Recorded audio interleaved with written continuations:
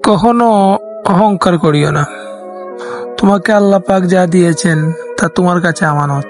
তিনি চাইলে সবকিছু চিনিয়ে নিতে পারেন, আবার চাইলে এর থেকে বেশি কিছু দান করতে পারেন।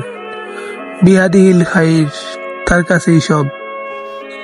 তিনি চাইলে সম্মানীয় করতে পারেন, আবার চাইলে তোমাকে অপমানিত করতে পারেন। অতুইজ্জু মান্তাসা অতুজিল্লু মান্তাসা।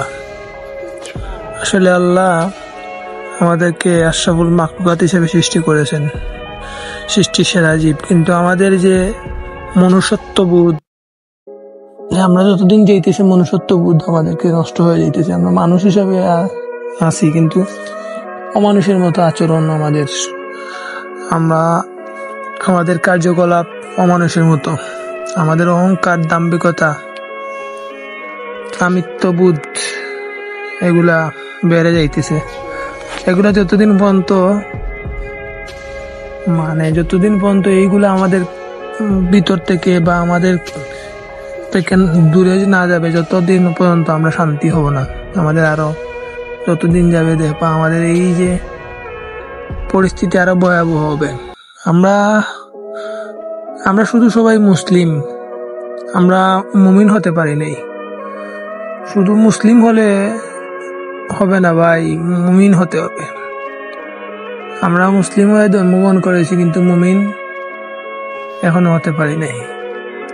এই যে আল্লাহ আমাদেরকে যে এত সুন্দর করে সৃষ্টি করছেন, এই যে এত সুন্দর একটা পরিবেশ দিয়েছেন, চাইলে তো আমরা এই পরিবেশ থেকে একটা শিক্ষা নিতে পারি।